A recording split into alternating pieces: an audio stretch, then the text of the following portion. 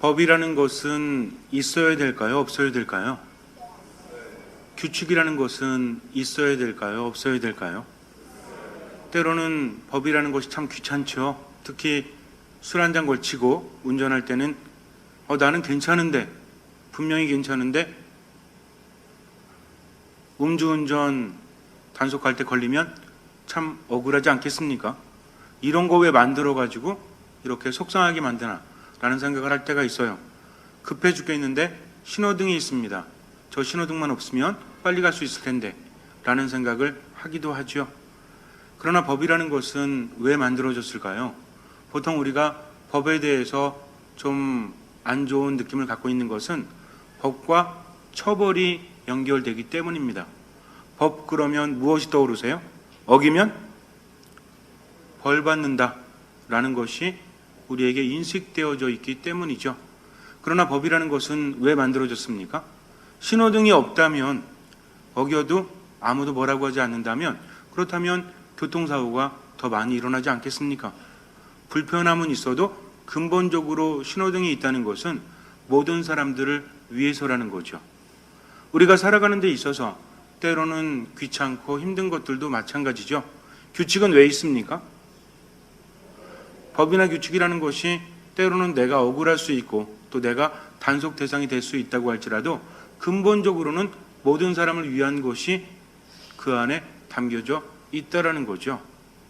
우리가 법에 대해 생각할 때 가끔은 정말 답답하지만 그래도 이 법이 왜 생겨났을지에 대해서 모든 국민이 생각하고 또 법을 제정하는 분들도 생각한다면 어쩌면 법이라는 것이 좀 더 나아지지 않겠습니까? 누가 보든 안 보든 지킨다는 것이 그 안에서 나오는 거죠. 아무도 없어요. 그런데 신호등에 빨간불이 들어와서 서 있는 사람은 멍청한 사람입니까? 아니면 제대로 된 사람입니까? 여러분들은 그럼 제대로 사세요? 아니면 제대로 안 사세요? 어쩌면 내 생각에는 그냥 건너가고 싶어요. 그러나 그 사람이 법을 지킬 줄 아는 것은 그 하나의 지킴이 커다란 것을 이루기 때문이죠. 성당에 와서도 마찬가지죠. 그냥 내 마음대로 편한 옷 입고 와서 내 마음대로 앉아있다가 내 마음대로 듣고 싶으면 듣고 싶고 그러면 안 되는 게 뭐가 있습니까? 어떤 분들은 그래요. 신부님 좀 까다롭게 굴지 마시고 온 곳도 어딥니까? 요즘처럼 바쁘고 또 살기 힘든 세상에 집에서 재밌는 게 얼마나 많아요? 그런데 성당에 와준 게 얼마나 감사합니까? 여러분들 볼 때마다 제가 어떤 느낌 가질 것 같아요? 바쁜 중에도 이렇게 하느님 찾아오셨으니 제가 여러분에게 감사할 것 같습니까? 아니면 오거나 말거나 이럴 것 같아요? 감사해요 정말. 그리고 너무나 여러분들이 정말 본당 신부로서 정말 아름답고 대견함을 느낍니다. 그러나 중요한 것은 아무렇게나 오는 것을 방치할 수는 없다는 거죠. 성당에 오면 성전 예절이 있어요 없어요? 분명히 있습니다. 왜냐하면 미사라는 것은 전능하신 하느님, 존엄하신 하느님께 경배하는 행위이기 때문에 흠송행위입니다. 흠송행위. 그래서 우리가 지켜야 되는 것들이 있죠. 어쨌든 규칙이라는 것은, 법이라는 것은 그렇게 지켜줘야 합니다. 그러나 중요한 것은 모든 법의 근본 정신은 바로 사랑이라는 거죠. 예수님께서는 법을 많이 어기셨죠? 그렇지 않습니까? 율법에서 하지 말라는 것을 하셨어요, 안 하셨어요? 근데 예수님께서 뭐라고 하셨습니까? 나는 율법을 파괴하러 왔다 라고 말씀하셨어요. 없애러 온 것이 아니라 무엇하러 왔다? 완성하러 왔다라고 말씀을 하십니다. 그분은요, 안식일에도 일을 하세요. 근데 안식일에 일하면 돼요, 안 돼요? 안 되는 것이 율법이었다는 거죠. 그러면 예수님께서는 안식일에 일을 하지 말아야 된다는 법을 어기신 겁니까? 아니면 어기지 않으신 겁니까? 어긴 거죠. 그러나 안식일에 왜 일을 하면 안 되는지에 대해서 사람들은 생각하지 않았다는 거죠. 왜 안식일에 일을 하면 안 되죠? 안식일은 거룩한 날이기 때문에 모든 사람이 쉬어야 한다는 것은 바로 노예들을 위한 거예요. 자유인들이야 쉴 수 있지만 노예들은 명령에 복종해야 됩니다. 그러니까 공적으로 안식일에는 아무리 권력 있는 사람도 누구를 부릴 수 없다? 노예들을 부릴 수 없으니 그들은 쉬어야만 한다는 거죠. 그러니 안식일에 일을 하지 말아야 된다는 것은, 온전히 하느님 안에 머물러야 된다는 것은 처벌을 위한 것이 아니라 그들을 위한 배려라는 거죠. 그러면 예수님께서 안식일에 어떤 일을 하셨죠? 안식일에 사람을 고쳐주셨죠? 그러니 이것은 사람을 살리는 것입니까? 죽이는 것입니까? 어쩌면 액면 그대로는 안식일을 어긴 것이 되지만, 그러나 근본 정신으로는 일을 하긴 했지만 그것은 자기를 위한 것이 아니라 다른 사람을 살렸으니 안식일에 노예들을 쉬게 한 것과 일맥상통하지 않습니까? 그러니 안식일의 뜻을 더욱더 완성시켰다는 거죠. 그래서 우리는 분명히 알아야 돼요. 예수님께서는 법을 어기신 것이 아니라 그 근본 정신을 확인시켰다는 거죠. 문제는 뭐였습니까? 법에 대해서 가르치고 법에 대해서 단속을 해야 되는 사람들이 무엇 없이, 사랑 없이 지켜보기만 했다는 거죠. 그러니 예수님이 하신 모든 일들이 안식일을, 율법을 어긴 것으로 비춰질 수밖에 없어요. 그래서 법은 피곤한 것이 됩니다. 우리 또한 마찬가지지 않습니까? 정말 법을 만든 분들이 사랑의 마음을 지니고 있었다면 지금의 법이 얼마나 좋게 바뀔 수 있을까요? 단속하는 것이 아니라 정말 인간을 위한 법이라면, 우리들을 위해서 그렇게 고뇌하고 고심한다면 우리나라가 더 나아지겠습니까? 나아지지 않겠습니까? 더욱더 나아질 수밖에 없다는 거죠. 근데 문제는 뭐냐면, 많은 분들이 책임을 안 지려고, 그리고 법대로만 하려고 이렇게 하다 보니까 문제들이 끊이지 않아요. 물론 세상이 완성되지 않았기 때문에 언제 그런 일이 벌어질지 모르겠지만, 우리만이라도 사랑을 담아서 어떤 일을 한다면 세상은 바뀔 수 있지 않겠습니까? 그래서 모든 계명의 근본 정신은 무엇이다? 사랑이 있지 않으면 의미가 없어요. 아무리 잘했다고 할지라도, 세상의 눈으로는 훌륭한 사람이라고 할지라도 하느님께서는 무엇을 보십니까? 그 마음속에 사랑이 있는가 없는가, 그것을 보신다는 거죠. 우리도 이제 정말 그래야 돼요. 다른 사람들에 대해서 판단할 때도 자꾸만 겉으로만 보지 말고 안에 있는 마음을 좀 보면 안 되겠습니까? 그러면 이해할 면도 많죠. 요즘에는 참 걱정이 많아요. 점점 더 자살하는 사람도 많아지고 또 세상이 힘들어집니다. 인터넷 같은 데 가도 어때요? 의미 없는 비판이 얼마나 많습니까? 그러나 그렇게 비판의 말 한마디를 하면 아무리 옳은 소리라고 할지라도 그것을 듣는 사람들은 마음이 찢어질 수도 있는데 거기에 대해서 생각해보지 않는다는 거죠. 그래서 우리는 법을 행할 때나 말을 할 때나 행동할 때도 무엇을 담아서? 법이라는 것은 율법만 있는 게 아니죠. 우리가 살아가는 법이 있어요, 없어요? 있습니다. 여러분들이 말하는 것들, 여러분들이 행동하는 것들, 저를 포함한 우리 모두가 살아가는 법칙이 있다는 거죠. 단속을 받거나 안 받거나 이게 문제가 아니에요. 나 나름대로 가치 체계가 있고 살아가는 방식이 분명히 있습니다. 그렇다면 이 안에 뭐가 있어야 돼요? 사랑이 있어야 돼요. 사랑이 있지 않으면 하느님께서 계시지 않으니까. 그래서 참된 신앙인이라면 사랑을 담아서 말을 하고 행동할 수 있어야 합니다. 그럴 때 하느님께서 오신다는 거죠. 우리는 분명히 알아요. 예수님께서 말씀하십니다. 수많은 법들이 있지만 그 근본 정신은 사랑이라는 것을 뭐라고 말씀하세요? 내 마음을 다하고 내 목숨을 다하고 내 정신을 다하여 주 너의 하느님을 사랑해야 한다. 이것이 가장 크고 첫째가 하는 계명이다. 둘째도 이와 같다. 내 이웃을 너 자신처럼 사랑해야 한다. 온 율법과 예언서의 정신이 이 두 계명에 달려 있다라고 말씀하십니다. 그러니까 모든 법들 안에 무엇이 없으면 하느님 사랑과 이웃 사랑이 없다면 그 법은 의미가 없다는 거죠. 그렇다면 우리가 살아가면서 말하고 행동하는 거 안에도 무엇이 담겨져 있어야 돼요? 하느님을 사랑하고 이웃을 사랑하는 것이 담겨져 있지 않다면 그것은 아무런 의미도 없다는 거죠. 여기까지는 알아요. 이것이 바로 사랑의 이중 계명이기 때문에 따라하세요. 사랑의 이중 계명은 하느님을 사랑하고 이웃을 사랑하는 것. 그렇게만 하면 하느님께서 은총을 내려주십니다. 이것이 신앙 행위예요. 근데 문제는 뭐냐면 어떻게 사랑하냐 이거죠. 사랑이 무엇입니까? 사랑이라는 것은 뭐예요?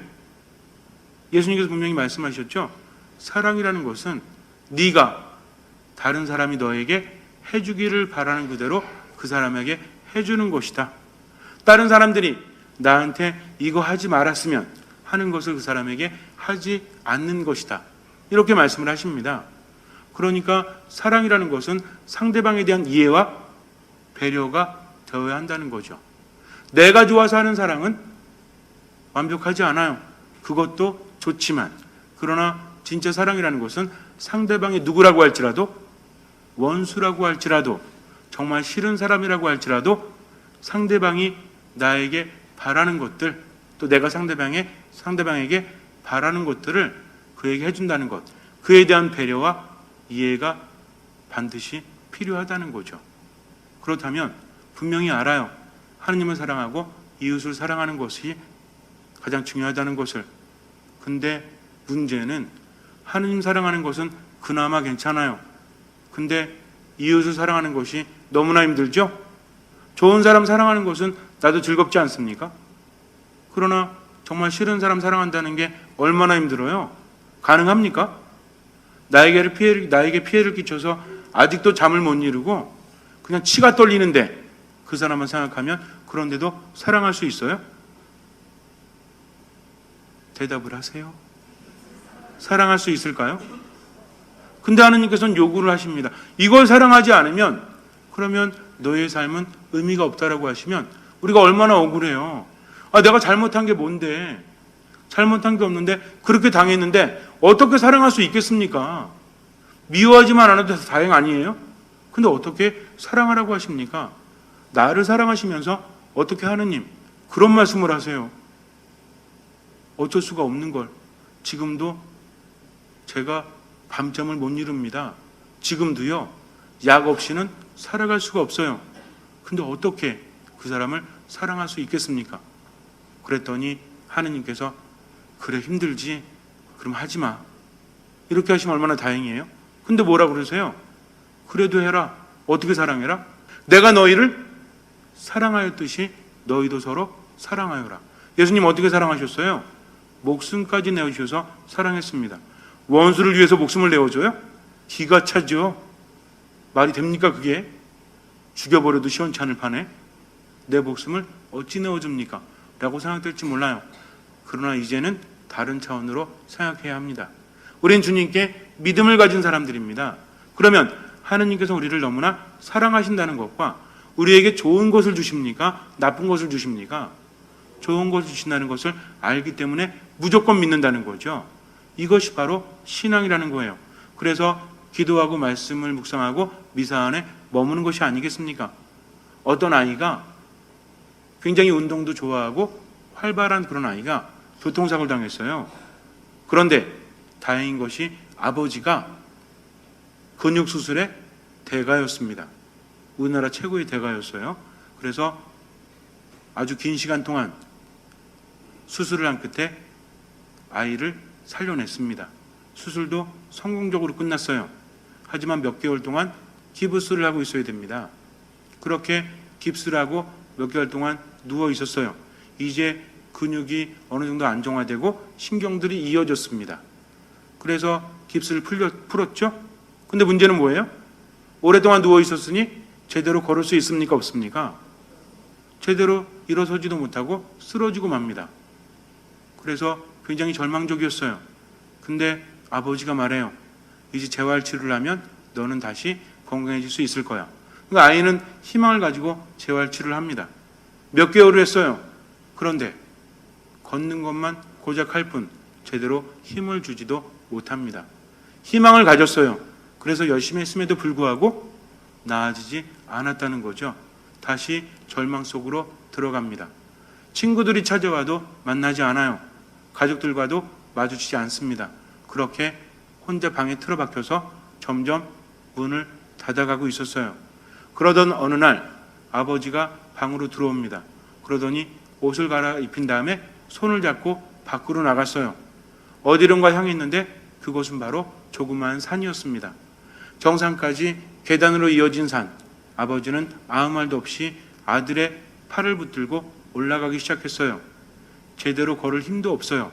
그냥 어정쩡하게 걸을 뿐이죠. 그런데 산을 올라가니 힘들겠습니까? 힘들지 않겠습니까? 당연히 힘들죠. 근데 다행인 것은 계단으로 이어졌으니 넘어지진 않는다는 겁니다. 그러니 한 발짝 한 발짝 정말 우스꽝스럽게 다리를 옮겨 놓습니다. 너무 힘들었어요. 그런데 더 견딜 수 없는 것은 지나가는 사람들이 동정 어린 시선으로 바라보기 때문이죠. 어린 나이인데 안 됐구나 라고 말하는 사람도 있어요. 또 더욱더 가슴을 아프게 하는 것은 자기 또래와 더 어린 애들이 자기를 지나쳐 간다는 겁니다. 평상시 같으면 30분이면 올라갈 정상이었어요. 그런데 6시간 동안 한 걸음 한 걸음 이렇게 올라갑니다. 숨을 데도 없죠. 다시 내려갈 수도 없어요. 아버지가 밉습니다. 정말 아버지라면 왜 이렇게 나에게 모멸감을 주는 것일까? 아이는 이해할 수 없었어요. 분노가 가슴속에서 솟구칩니다. 그래도 어쩔 수 없죠. 아버지는 아무런 대답도 하지 않습니다. 그렇게 정상에 올라갔어요. 많은 사람들이 산 아래를 보면서 즐거워하면서 소리도 지릅니다. 그런데 이 아이는 떨어져 죽고 싶었어요. 왜냐하면 정상에 올라온 기쁨도 전혀 느낄 수 없었기 때문입니다. 그런데 그 다음 날도 또 그 다음 날도 아버지는 계속 아이를 데리고 산으로 올라가는 거예요. 아이는 그 시간이 너무 싫었습니다. 죽는 것보다 더 힘들었고 모멸감이 느껴졌기 때문이죠. 그로부터 몇 달 후에 이제 아이는 다른 사람들보다는 조금 늦지만 정상적으로 산을 올라갈 수 있습니다. 아직도 숨이 턱에 올라요. 너무나 힘들어요. 하지만 아이의 표정은 밝아졌습니다. 왜냐하면 처음에는 6시간 걸렸던 것이 이제는 50분, 40분으로 줄어들 수 있기 때문이죠. 다른 사람들보다는 못해도 그래도 무엇이 생깁니까? 희망이라는 것이 생긴다는 거죠. 이거는 설명되지 않아요. 하지만 아버지를 따라서 그렇게 왔기 때문에 너무나 화가 나고 어찌 이럴까라고 생각했지만 자신이 체험한 거죠. 이렇게 조금씩 나아지면 나중에는 정상적으로 운동도 할 수 있겠구나 라는 즐거움이 있으니 이제는 억지로 올까요? 아니면 즐겁게 올까요? 아버지가 데려오지 않아도 혼자 올라갑니다. 이것이 신앙 체험이에요. 사랑이라는 것은 왜 원수까지 사랑하라고 하시겠습니까? 사랑하지 않아봤자 누가 손해이기 때문에 그 마음 몰라서 속이 뒤집어지고 속이 너무나 아프고 힘든 거 몰라서 그러나 그렇게 내버려 두면 앞으로 절망 속으로 빠져들 수밖에 없기 때문에 하느님께서는 뭐 하라고 하십니까? 사랑하라고 하시는 거죠. 이해할 수 없어도 내 말대로 사랑해라. 왜? 그래야만 내가 너에게 은총을 더 줄 수 있고 그래야만 네가 살 수 있기 때문이다.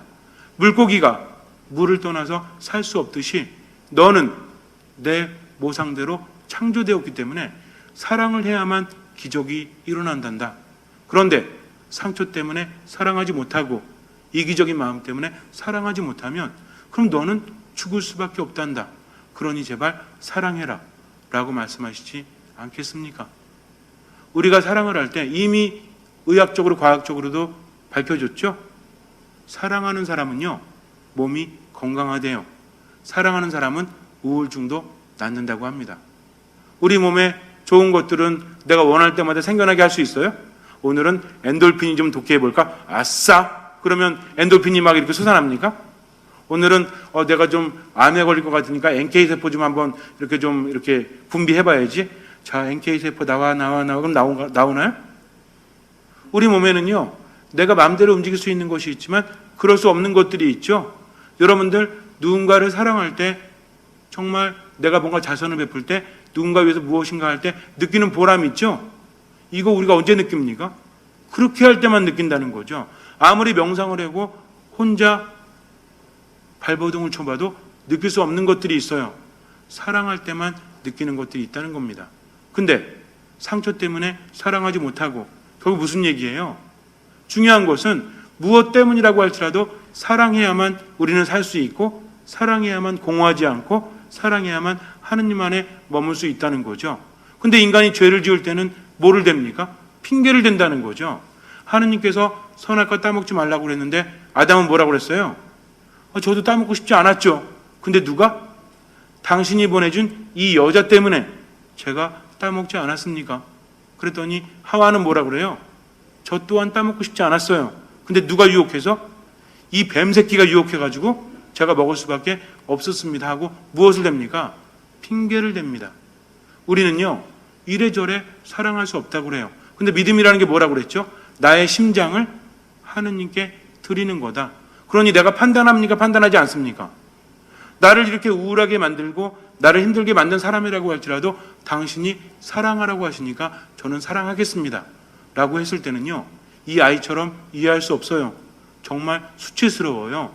정말 모멸감을 느낍니다. 그러나 아버지가 시키니까 억지로 하다 보니까 나중에는 체험하게 된다는 거죠. 여러분들 집에 가서 곰곰이 생각해 보세요. 아무리 분노하고 아무리 미움을 갖고 있다고 할지라도 해결될 수 있는 것은 아무것도 없습니다. 너무 미워가지고 자다가 벌떡벌떡 일어나요. 그럼 누구 건강에 이상이 오죠?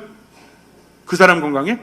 내가 밤에 한 3번 깨가지고 그 사람 저주하면 그 사람이 3번 저주받았네 하면서 그 사람이 안 좋아질 것 같아요? 누가 안 좋아집니까? 내가 안 좋아지잖아요. 그러니까 하느님께서는 사랑해야만 건강할 수 있다. 기가 막힌 게 사람이 사랑할 때는요, 몸도 되게 좋아진대요.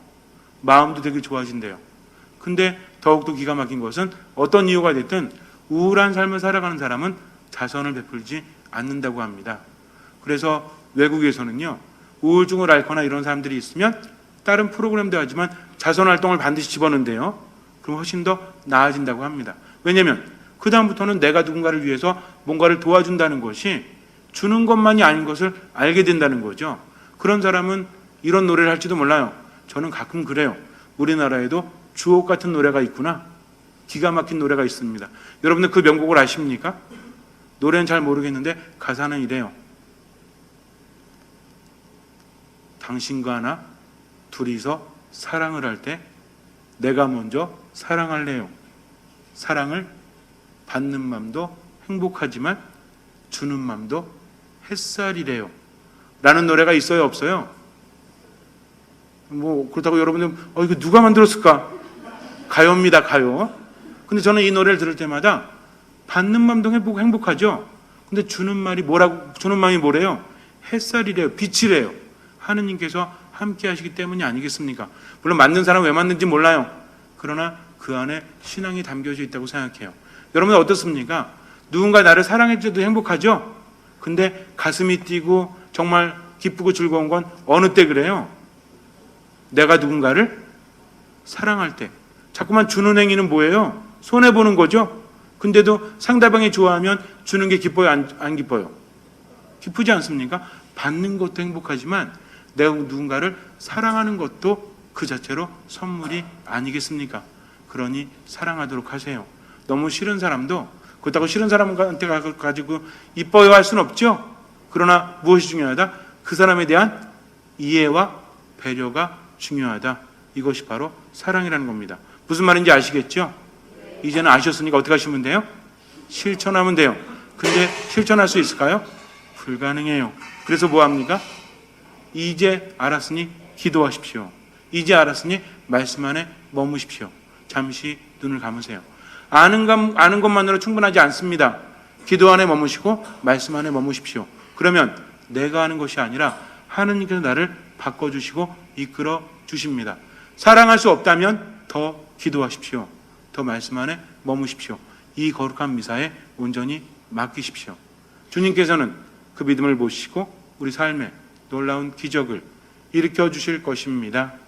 아멘.